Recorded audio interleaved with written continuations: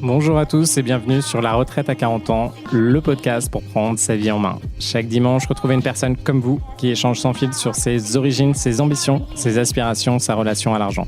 Je m'appelle Victor Laura, je suis l'expert français du frugalisme et du mouvement FIRE, Financial Independence and Retire Early, indépendance financière et retraite précoce.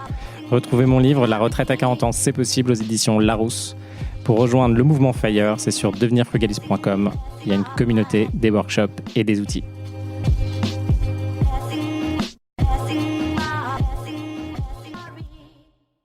Bonjour à tous et bienvenue dans un nouvel épisode de La Retraite à 40 ans.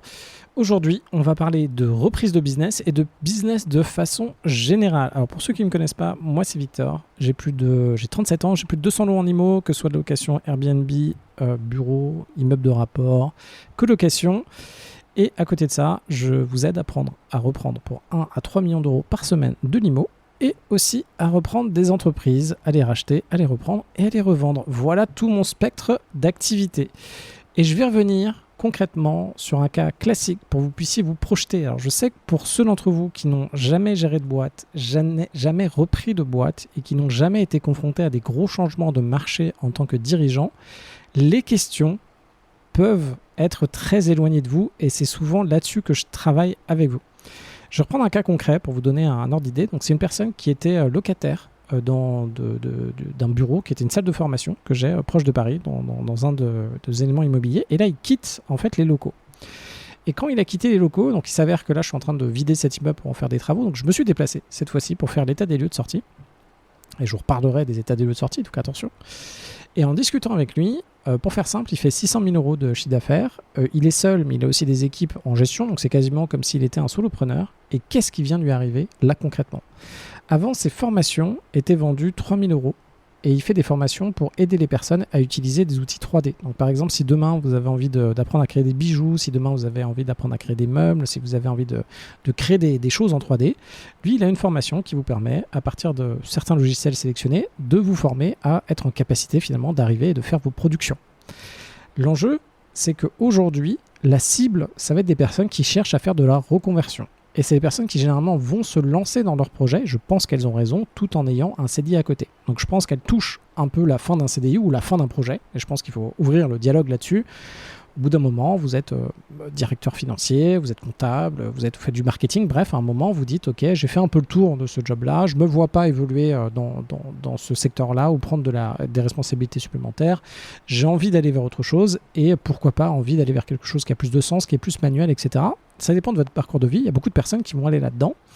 Et vous vous dites, ok, avant de me lancer tête baissée et de tout quitter, peut-être que je vais préparer le terrain. Et quelque chose que j'aimerais bien faire avant par exemple pour construire mes premiers meubles, c'est de savoir faire des plans de meubles, c'est de pouvoir creuser le sujet, de voir déjà si j'ai les compétences, etc. Et là, vous vous dites, ok, je vais utiliser, du coup, je vais suivre une formation, je vais être avec des personnes, parce que moi, je pense que vous avez raison, vous allez aller dans un secteur. Certaines personnes vont y arriver toutes seules et d'autres personnes vont se dire ok, c'est un peu mieux si je suis encadré, s'il y a tel type de façon de m'encadrer, si je peux avancer avec telle personne, peut-être une personne qui fait déjà des choses, etc. Bref, vous allez choisir quelqu'un, et potentiellement un organisme de formation, qui est l'organisme de formation de mon client, et vous allez choisir une formation qui dure tant d'heures et qui va vous permettre d'atteindre tel objectif. Donc ça, vous savez que vous êtes accompagné par des professionnels qui vont vous permettre, ou des personnes qui sont habituées à faire ça, et qui vont vous permettre de maîtriser les compétences nécessaires pour avancer dans une phase de votre projet. Quand vous allez choisir votre formation, du coup, ce que vous allez utiliser, c'est souvent le CPF, donc votre compte personnel de formation. Et vous allez l'utiliser pour pouvoir financer cette formation. Et avant, très récemment, et c'est là-dessus que je vais revenir avec vous, il était possible, du coup, d'utiliser votre CPF pour financer une formation à 3 000 euros, par exemple. Vous voyez, si vous aviez 3 000 euros de CPF. Votre CPF, c'est quelque chose, votre compte personnel de formation, chaque mois, sur votre bulletin de salaire, il y a une somme que vous versez qui va dans votre CPF, que vous devez pouvoir utiliser pour financer des formations. Et là, attention, parce qu'il faut vraiment voir le positionnement de l'État. Aujourd'hui, l'État, il se dit, sous couvert qu'il y a eu énormément d'arnaques du CPF où des gens ont détourné de l'argent, l'État va se dire, attendez, là maintenant, finalement, ce que se dit, je pense réellement l'État, se dit plusieurs choses. Donc, il y a eu beaucoup de détournements d'argent. Et de l'autre côté, il se dit, attends, il y a vachement d'argent finalement dans le CPF parce que tout le monde met entre 10 et 100 euros, voire plus par mois pour financer sa formation. Donc, l'État se dit, oh là, il y a de l'argent. Moi, et l'État, c'est comme quelqu'un d'addict à la drogue. Il se dit, ah bah attends, mais moi, j'ai besoin d'argent. Donc, ce serait quand même pas mal que ce CPF, là, je puisse récupérer l'argent. Et comment je peux faire pour récupérer l'argent du CPF ? Eh bien déjà, je vais limiter combien on peut retirer. Et du coup, ce que va faire l'État, et moi je vois le cycle à l'avenir, c'est que l'État va déjà retirer, va dire écoutez, le montant minimum qu'on peut retirer c'est tant, va essayer de faire travailler l'argent qui est en attente, donc les millions, voire bientôt les milliards qui seront de côté pour le CPF, ils vont les placer pour essayer d'avoir des rendements. Et ce qui va se passer, je pense, au bout d'un moment, l'État va dire attendez, votre CPF, vous pouvez le garder tous les 2 ans, ça se réactualise, ou dès que vous avez atteint le plafond, ça va se réactualiser plus tard et va garder et sincèrement détourner les fonds de la formation que vous payez, parce qu'une fois qu'une taxe est créée, le gros problème d'ailleurs des taxes qui sont créées, c'est de s'assurer que l'argent va au bon endroit. Bon. Du coup, l'État s'est dit là aujourd'hui, écoutez, au lieu que vous puissiez payer une formation à 3 000 € qui est le coût réel de la formation, donc par exemple mon client il faisait des formations en physique, du coup proche de Paris, à Ivry-sur-Seine, c'était 3 000 € le coût de sa formation, ben là l'État a dit, et financé par le CPF, c'est ce dont je vous parlais, c'est-à-dire que c'est des personnes qui vont utiliser de l'argent qu'elles ont elles-mêmes mis de côté, et vu que c'est quelque chose qui n'est pas forcément lié avec leur job, elles ne vont pas demander d'autres sources de financement. Il y a d'autres sources de financement qui sont possibles si on prévient son employeur. Sauf que de dire à son employeur, si vous êtes en charge du marketing, oui, j'ai envie de faire une formation 3D pour apprendre à faire des bijoux, votre employeur va dire, et que vous bossez dans l'automobile, votre employeur va quand même vous dire attendez, qu'est-ce qui se passe là avec Stéphanie là, ou qu'est-ce qui se passe avec Paul, ou là Paul je suis en train de le perdre, ce qui veut dire que je vais le mettre un peu au placard, je vais peut-être pas lui donner des projets intéressants et puis il va se barrer, etc. Donc c'est d'un point de vue gestion vous de votre projet, ça risque d'empirer votre situation en plus au travail. Du coup lui il se retrouve à faire à peu près 600 000 voire un peu plus de chiffre d'affaires, et du jour au lendemain on lui dit écoutez, au lieu de facturer 3 000 €, vous pouvez facturer 1 500 €. Donc là, il se dit, ok, comment je fais pour me réadapter? Donc là, il se retrouve du jour au lendemain, techniquement, avec un chiffre d'affaires divisé par 2. C'est simplement pour vous dire la façon dont ça fonctionne. Après, on va dire, oui, donc il finance par du CPF, donc c'est de l'argent de l'État. Non, c'est pas de l'argent de l'État, c'est de l'argent des personnes qui cotisent, qui mettent de côté, qui est aujourd'hui grandement contrôlé par l'État. Et l'État décide, alors il propose toujours des portes de sortie, mais avec encore plus de processus, avec encore plus de normes, avec encore plus d'argent pour complexifier tout ça. Mais grosso modo, l'État vient de dévisser je ne sais pas combien d'entreprises en France, et il y a je ne sais pas combien de faillites d'organismes de formation qui vont arriver parce que simplement ils n'ont plus assez d'argent pour pouvoir continuer, et même potentiellement donc soit faillite, soit arrêt, etc. Un autre élément qui ressort de ces changements de l'État, c'est que avant, là, il y a beaucoup de personnes qui ont repris des organismes de formation sous LBO. LBO, c'est que vous allez prendre ce que génère la boîte par an et que vous allez utiliser ce que génère, donc il y a plein de façons de le voir, mais grosso modo l'argent qui est généré chaque année par la boîte, vous allez la prendre pour pouvoir faire un emprunt. Donc par exemple, si la boîte elle génère 10 000 € par mois, vous allez pouvoir prendre un emprunt de 7 000 € par mois pour rembourser finalement l'acquisition de la boîte. Donc là, c'est un LBO classique, leverage buyout, et c'est comme ça que ça fonctionne. Sauf que l'État, à force de changer, donc ce qui est fantastique en fait dans les domaines qui sont réglementés, c'est tant que les normes ne bougent pas, c'est bien, c'est stable, c'est vachement bien. Mais dès que les normes changent, ça devient un calvaire. Et là, l'État vient de buter la valorisation des organismes de formation et de beaucoup d'organismes de formation. Alors pourquoi ça se passe comme ça?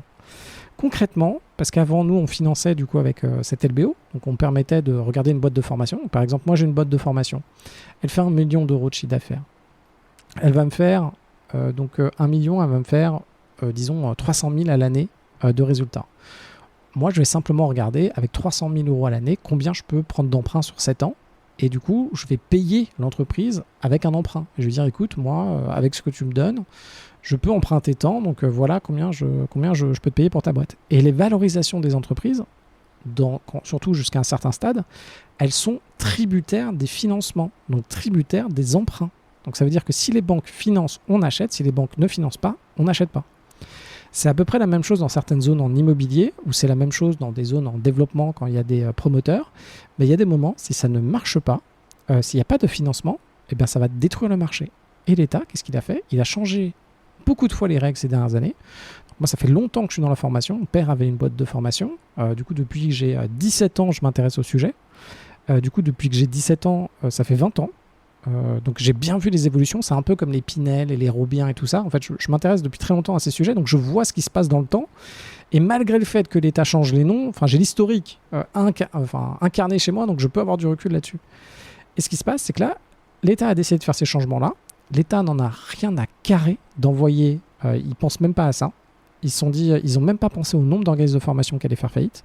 Et ils n'ont même pas pensé à qu'ils allaient envoyer dans le chaussée là, tous les gars qui veulent racheter des organismes de formation. Donc imaginez, vous aujourd'hui, vous avez fait une belle boîte de formation. Vous tournez, vous faites du 500 000 euros, vous faites du 1 million par an de BE. Ok, vous dites, ok, cette boîte de formation, je vais pouvoir la vendre 7 millions d'euros. Ok, vous dites, ouais, vous avez réussi à gérer votre vie, ça fait quelques années que ça marche bien. Et en fait, le gros de votre patrimoine, c'est votre business. Et vous dites, ok, je vais sortir 7 millions. En fonction de comment vous les sortez, vous dites, ok, je vais enfin pouvoir m'acheter ma baraque dans le sud, un appart, voilà, et puis financer les études de mes enfants et faire je sais pas quoi, ce que vous voulez comme projet.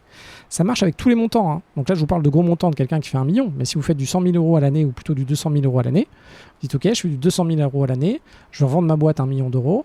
Je ne me suis pas forcément très bien payé pendant toutes ces périodes. Pourquoi ? Parce qu'il a fallu réinjecter, en fait, quand vous êtes directeur de boîte, ça dépend comment vous le faites, mais assez souvent, vous réinjectez beaucoup de votre... vous payez 3 000 balles par mois, 5 000 balles par mois, mais tout le reste, vous le réinjectez pour recruter des personnes, développer des nouveaux produits, recruter des équipes, etc. Vous réinvestissez dans votre boîte. Vous avez peut-être réinvesti comme ça dans votre boîte 1 million d'euros, voire plus. Et là, vous dites, ok, là, j'ai la chance de pouvoir sortir avec 1 million d'euros. Et là, vous vous rendez compte que vous trouvez quelqu'un qui est OK pour l'acheter 1 million, mais cette personne, elle va mettre 300 000 euros sur la table et le reste en crédit. La personne va aller voir une banque pour financer le rachat et va voir par exemple la BNP, ce qui m'est arrivé là encore il y a le mois dernier. Vous allez voir la BNP en disant, bah, regardez, la boîte, elle tourne bien, elle a tant d'ancienneté, ça marche bien, mais elle est dans la formation. Et la BNP étudie le dossier, vous dit, ah ouais, ça pourrait passer, le seul problème, c'est le secteur. Le secteur de la formation aujourd'hui, j'ai trop eu de casse. C'est-à-dire que là, en ce moment, j'ai 3-4 autres LBO, donc personnes qui ont refait des acquisitions en finançant par de la dette, qui ont fait faillite. Elles ont arrêté. Du coup, la banque a perdu son argent, entre guillemets, a perdu son argent parce qu'elle avait des garanties, etc. Mais en gros, ça allait au couac, quoi. Ça a très mal fini pour elle. Et du coup, la banque va dire, moi, je ne finance plus. Je ne finance plus ce type de boîte. Il n'y a pas que la BNP qui dit ça. Le LCL va dire ça. Le Crédit Agricole va dire ça. Et là, la plupart des banques ne financent plus. Ce qui fait qu'aujourd'hui, vous avez effectivement une boîte qui peut faire beaucoup d'argent, qui peut être vendue si la personne arrive à avoir son financement à 1 million d'euros, sauf qu'il y a peu de gens qui vont mettre 1 million de cash. Et d'autant plus que, rappelez-vous, plus vous mettez de cash dans une opération, que ce soit de l'immobilier ou que ce soit une reprise de boîte, moins vous allez faire travailler votre cash. En immobilier, on peut faire du 100% par an quand on met 5% d'apport. Donc, grosso modo, si vous arrivez à avoir une opération immobilière qui crache du cash flow, vous mettez 5% d'apport, vous faites du 100%, 300% par an sur votre cash. Là, vous faites bien travailler votre cash. Pour les entreprises, c'est pareil. Vous êtes obligé d'aller chercher beaucoup de dettes pour que ça puisse bien faire marcher votre cash. Si vous allez chercher très peu de dettes, vous allez moins gagner sur votre cash. Et indirectement, attention, parce que votre cash, il est beaucoup mieux en MSCI World, il est beaucoup mieux coté dans quelque chose où vous pouvez sortir votre argent que dans ce type de structure ou qui ont des risques, etc. Donc le moins il y a de cash, il y a le moins de dettes possible sur la reprise de boîte, à moins que vous allez reprendre des entreprises qui sont en difficulté, le plus ça va être compliqué pour vous. Donc attention à tout ça, attention à ces moments où ça craque, quoi. Et là, l'État vient de dégommer un marché. Vous avez un marché aujourd'hui, alors il faut encore que les personnes s'en aperçoivent, où vous allez avoir des vendeurs qui vont ils vont connaître la valeur de l'entreprise, ils vont vouloir vendre à 1, 2, 3 millions, parce que même 10 millions, parce qu'ils font des beaux résultats. En même temps, eux, ils se rendent compte qu'ils viennent de se taper cette réforme, s'ils sont financés par du CPF, ils étaient à 3 000 euros leur prix de vente, maintenant ils sont à 1 500, donc ils doivent se réveiller pour pouvoir fournir et créer des nouvelles façons finalement de faire de l'argent. Donc généralement les personnes, c'est pas compliqué, elles vont diviser par 2 leur coût de formation. Et si je reviens à mon exemple de la personne qui loue chez moi, elle ne loue plus de locaux, fait des formations à distance. Ce qui peut être positif, qui peut être une évolution et ce qui peut être négatif dans certains cas. Moi je pense qu'il y a beaucoup de formations en physique qui ont besoin d'être faites en physique, après ça dépend de comment c'est fait. Donc elles vont devoir faire évoluer leurs produits, avoir beaucoup moins de marge et faire évoluer ces éléments-là. Et de l'autre côté, l'État a défoncé le secteur de la formation aujourd'hui. Vous voulez vendre votre boîte de formation là maintenant. Très compliqué parce que la dette ne sera pas accessible, donc ce sera des personnes qui auront du cash. Et en fonction de ce que vous faites comme rentabilité, et en plus vous avez l'impact de l'État si vous êtes lié avec l'État, attention à ce qui va fonctionner. Donc, ce que je voulais vous partager dans cet épisode aujourd'hui, c'est simplement d'un côté, attention quand vous reprenez une boîte, il faut vraiment vous dire que demain c'est à vous, c'est vous qui allez devoir prendre la responsabilité et trouver des solutions pour ces prochaines évolutions. Donc par exemple, là, cette personne aurait pu vous vendre la boîte en disant, regardez, ça fait 10 ans que je fais du 600 000 euros de chiffre d'affaires, alors sur 600 000, il doit faire 200, 300 000 euros de résultats à l'année, ça marche, mon système tourne, etc. Voilà, j'ai bien les normes et les accréditations pour que ça fonctionne, tout va bien. L'année prochaine, l'État décide comme ça, de nulle part, de changer les règles et de diviser par 2, finalement, la prise en charge du CPF, vous vous retrouvez avec 1 500 euros à la place de 3 000 euros facturés par personne. Vous venez de perdre 50% de votre chiffre d'affaires, comment vous allez évoluer ? Et là, il faut vous battre. Et là, personne ne viendra vous aider. C'est-à-dire que c'est à vous de vous battre. Donc attention à ces éléments où il y a des normes qui peuvent changer rapidement. Et deuxièmement aussi, attention au moment où vous avez, si vous voulez revendre votre boîte aujourd'hui, là, il y a des conditions qui peuvent faire que votre boîte va dévisser en termes de prix. Pour tous ceux d'entre vous qui ont des boîtes aujourd'hui où ça marche bien, prenez le temps de contacter vos concurrents pour échanger avec eux et aussi créer des liens et pourquoi pas leur dire que vous êtes aussi vendeur, vous êtes acheteur ou vendeur. Potentiellement, ça vous permet d'acheter vos concurrents, mais ça vous permet aussi de vendre votre structure. Prenez le temps d'être dans cet état d'esprit de vente. Prenez le temps de faire ça. Potentiellement, pourquoi pas de mettre votre boîte en vente aujourd'hui avec un acteur de M&A qui va vous générer des contacts. Une valorisation, on a un peu de mal et c'est très dur, et pour moi aussi, ça a été très dur pour moi de vendre et d'arrêter des premiers projets qui faisaient du cash flow. Parce que je me suis dit, zut, je vais retourner en arrière. La boîte, c'est pareil, sauf que tout est temporaire. Il vaut mieux vendre, encaisser de l'argent, sortir, plutôt que d'attendre à un moment où vous pensez être mature pour vendre, mais finalement, le marché n'est plus là. J'aimerais bien... En fait, j'ai entendu un rappeur, alors je ne sais pas si ça vous parlait, je crois que c'est Sek Gecko, je ne sais pas comment ça se dit, Sek Gecko, un truc comme ça. Lui, c'est assez marrant, il est rentré en France. Ouais, Seth Gecko. Seth Gecko, à un moment, donc c'est un rappeur qui est grandement tatoué d'un petit peu partout. Je crois qu'il avait fait je sais pas quoi, le truc parisien, je sais plus trop. Bref, et lui, à un moment, il était en Thaïlande. Et quand il était en Thaïlande, il avait un bar. Et donc il gérait son bar, ça marchait bien, etc. Sauf qu'à un moment, avec l'âge, il en avait un peu marre de picoler. Et les gens venaient dans son bar en Thaïlande parce qu'ils le connaissaient, ils se disaient, tiens, on va aller le voir, etc. Et les gens se disaient, tiens, je vais prendre un verre avec lui. Et puis, à un moment, il en avait marre de picoler. Il est passé à autre chose dans sa vie. Et du coup, les gens étaient un petit peu déçus. Parce qu'ils étaient là, non, mais t'es pas bon esprit. Nous, on venait, on voulait prendre un verre avec toi. Tu bois pas avec nous, etc. Puis, dans sa vie, il a commencé à passer. Donc, il a appris le business plutôt, du coup, en Thaïlande. Donc, en se rendant compte qu'il pouvait prendre des participations, faire un bar qui marche, etc. Du coup, il a fait sa transition de rappeur à businessman là-bas. Et au bout d'un moment, il faisait de plus en plus d'opérations en France.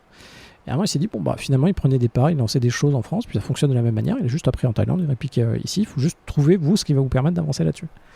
Et à un moment, il s'est dit, ok, je vais vendre mon bar en Thaïlande, je vais rentrer en France, parce que finalement, ça me va mieux, je serai peut-être plus proche de ma famille. Bref, mais en tout cas, je me sens mieux avec mon état d'esprit aujourd'hui. C'est mieux la France. Je me vois plus vivre en France que vivre en Thaïlande. Et l'hygiène de vie me correspond mieux. Donc, il décide de rentrer en Thaïlande et il vend son bar. Quand il a vendu son bar, il s'est dit qu'il n'avait pas fait un super deal. Il avait vendu, il ne pensait pas qu'il avait vraiment fait un bon deal. Il s'est dit, ok, c'est un deal. C'est une transaction, c'est gagnant-gagnant, c'est parti. Et après, qu'est-ce qui s'est passé ? Le Covid. Et la plupart des personnes qui avaient des bars en Thaïlande, qui avaient des maisons à Bali, qui avaient des bars à Bali, etc., vu qu'il n'y avait plus, les pays étaient fermés, il n'y avait plus de commerce, il n'y avait plus de business, il y avait quand même des charges qui étaient là, ça a ruiné un grand nombre de personnes. Ça a ruiné un grand nombre de personnes. Et c'est exactement ce qui peut vous arriver avec votre boîte, c'est qu'à un moment, vous vous retrouvez dans Seth Gecko, vous avez votre bar en Thaïlande, tout est fermé, il faut remettre 2-3 000 balles sur la table pour garder l'exploitation parce que vous avez des taxes, je ne sais pas quoi, des choses qui fonctionnent. Il faut être en capacité de le faire, déjà il faut avoir du cash de côté. Mais potentiellement, il y en a plein qui ne vont pas être en capacité parce que pendant qu'il y a le Covid, il n'y a pas que ça qui a planté. Vous risquez d'avoir d'autres business qui ont planté, puis votre vie à financer, etc. Vous risquez de devoir fermer, de tout perdre. Donc en tout cas, attention à ces éléments-là, regardez bien les boîtes en détail, pensez bien aux difficultés qui risquent d'arriver dans la vie. Parlez à des gens qui ont déjà eu des boîtes, qui ont déjà repris des entreprises pour voir eux qu'est-ce qu'ils en pensent et qui ont déjà souffert. Moi, ça m'est arrivé plusieurs fois de perdre 500 000 euros avec mes entreprises. Les 500 000 euros, je les sens. Je vois ce que j'ai dû faire pour survivre à ces chutes-là. Je vois quel impact ça a eu sur ma vie. Et il y a plein d'entreprises, c'est comme ça. Et quand vous reprenez des boîtes en LBO avec beaucoup de dettes, attention au moment où ça risque de casser et de péter si vous êtes trop chargé en dette. C'était ce que je voulais vous partager aujourd'hui. Faites attention à vous, faites de beaux invests. N'hésitez pas à m'envoyer des messages si vous êtes concerné par ce genre de situation sur LinkedIn ou sur Insta. Et avec grand plaisir pour qu'on fasse un épisode ensemble, une interview ou que je réponde à vos questions. Donc en tout cas, à très vite.